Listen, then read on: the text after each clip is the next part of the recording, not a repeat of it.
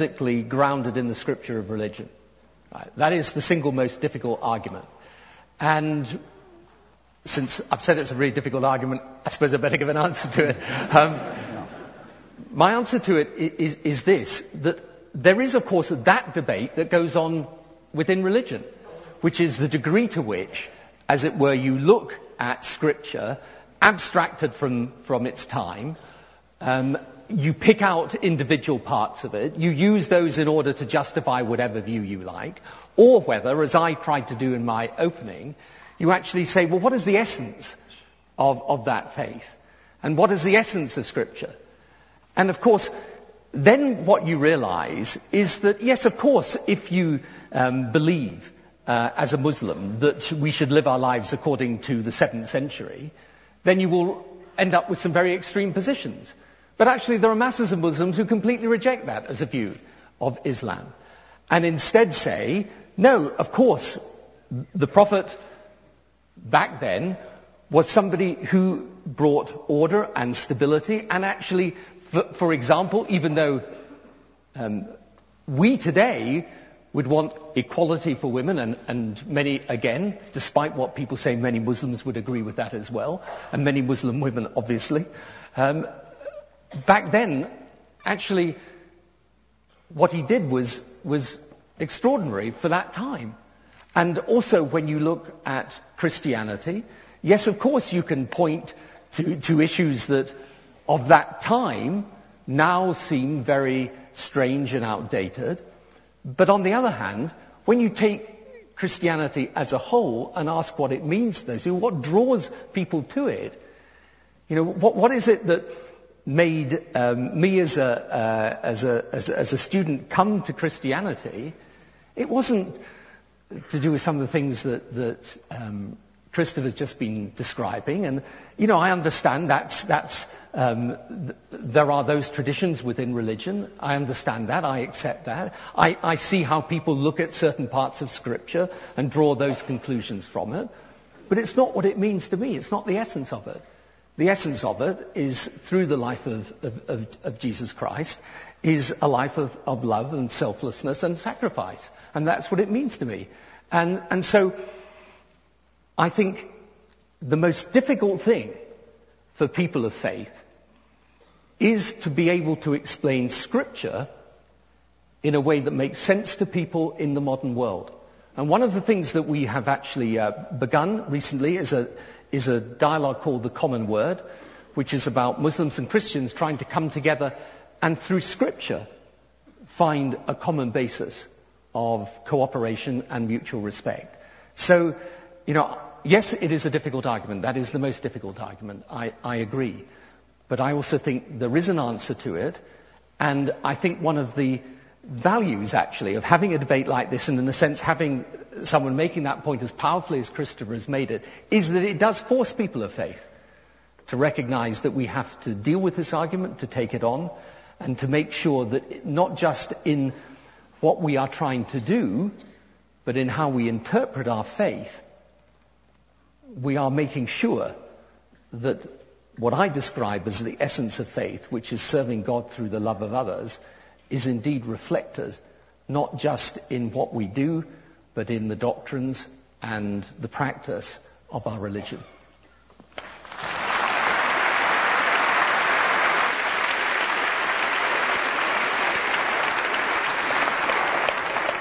Admirable question. Thank you for it.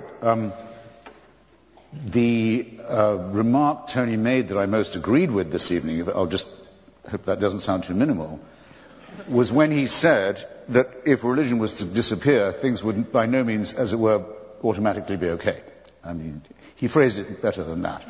But it would be what I regard as a necessary condition, would certainly not be a sufficient one. And anyway, religion won't disappear. I just think the hold of it on people's minds can be substantially broken and domesticated. He's quite right about that, of course.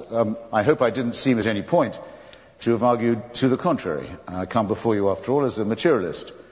If we give up religion, we discover what actually we know already, whether we're religious or not, which is that we are somewhat imperfectly evolved primates on a very small planet in a very unimportant suburb of a solar system that is itself a negligible part of a very rapidly expanding and blowing apart cosmic phenomenon.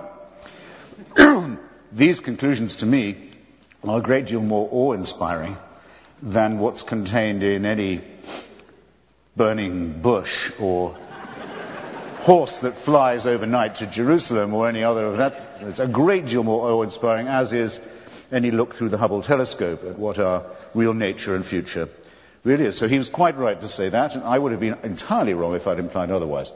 I think I could say a couple of things for religion myself, would in fact. First is what I call the apotropaic. We all have it, the desire not to be found claiming all the credit.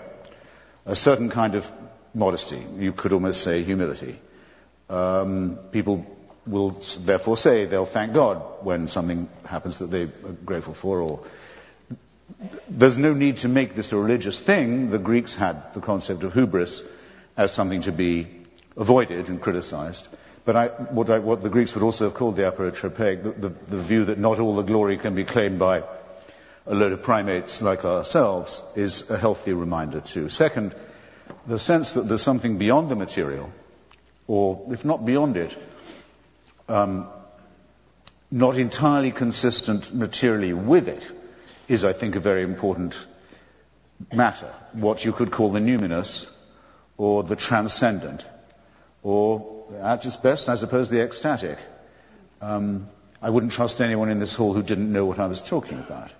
We know what we mean by it when we think about certain kinds of music, perhaps. Certainly the relationship, or the coincidence, but sometimes very powerful, between music and love.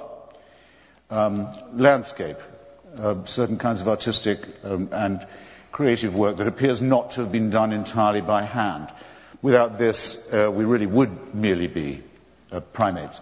I think it's very important to appreciate the finesse of that, and I think religion has done a very good job in enshrining it in music and in architecture, not so much in painting, in my opinion. And I think it's actually very important that we learn to distinguish the numinous in this way. I wrote a book about the Parthenon. I'll mention it briefly. I couldn't live without the Parthenon. I don't believe any civilized person could. If it was to be destroyed, you'd feel something much worse than the destruction of the first temple had occurred, it seems to me. But we've lost an enormous amount besides by way of our knowledge of symmetry and grace and harmony. But I don't care about the cult of Pallas Athena. It's gone. And as far as I know, it's not to be missed. The Eleusinian mysteries have been demystified. The sacrifices, some of them human, that were made to those gods are regrettable but have been blotted out and forgotten. And Athenian imperialism is also a thing of the past. What remains is the fantastic beauty and the faith that built it. The question is how to keep what is of value of this sort in art and in our own emotions and in our finer feelings, the numinous, the transcendent, I'll go as far as the ecstatic, and to distinguish it precisely from superstition and the supernatural, which are designed to make us fearful and afraid and servile, and which sometimes succeed only too well. Thank you.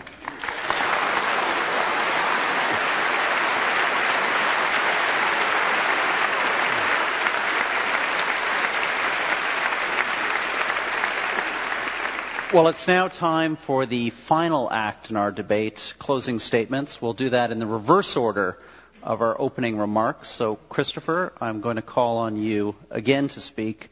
Your closing remarks, please. I'm not ready. Okay. I didn't know it was coming. And Tony, what do you say? Would you rather have another question? There's so many people who've got them. I'm happy. I'd rather answer another question. Let's take another question. Okay. In other words, don't run away with the idea I'd run out of stuff, okay? Yes, I'd rather be provoked. Someone could do that. Sure. Well, let's do that. And I guess we'll give Christopher a pause here, a chance to drink and catch his breath. And Tony, go to you on this, the whole question of, which has been at the center of this debate, on the rigidity or flexibility of religious doctrine. Your church, the Catholic Church, has just made a reversal of sorts on its policy around the use of condoms, allowed explicitly and only for the prevention of HIV/AIDS infection. Is that a positive? Is that an expression of flexibility, or a critique of the decades of rigidity before this reversal? Well, I welcome it. But I'm one of the, I think, billion lay Catholics. So I think many Catholics have different views on a whole range of issues upon which there is teaching by the Church.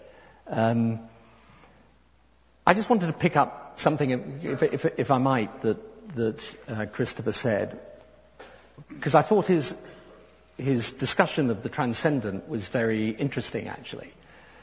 I mean, for those of us of religious faith, we acknowledge and believe that there is a power higher and separate from human power. And in a way, what Christopher is saying is, well, I can't accept that, but I do accept there is something transcendent in the human experience, and something numinous, something even ecstatic. You see, for me, the belief in a higher power and the fact that we should be obedient to the will of that power, not simply our own will, I don't regard that as putting me in a position of servility, is not the word I would use. I would use the word obligation. And, it is of course absolutely true that when I can point to any of the acts that I say are inspired by religious faith, you can say, well, they could easily have been inspired by humanism. But I think that for those of us that are of faith and do believe that there is something actually more than simply the human power, this does give you, I think, a humility. It's not all that can give you a humility, but it does.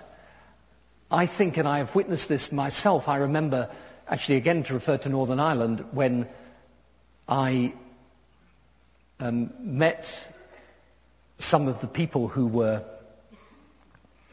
the relatives of those who died in the Omagh bombing, which came actually after the Good Friday Agreement and was the worst terrorist attack in the history of Northern Ireland. And I went to visit the relatives of the victims, and I remember a man saying to me that who had lost his loved one in the bombing, saying to me, I have prayed about this, and I want you to know that this terrible act should make you all the more determined to reach peace and to not stop your quest for peace. And it is completely true that, of course, he could have come to such an extraordinary, and I would say transcendent view of forgiveness and compassion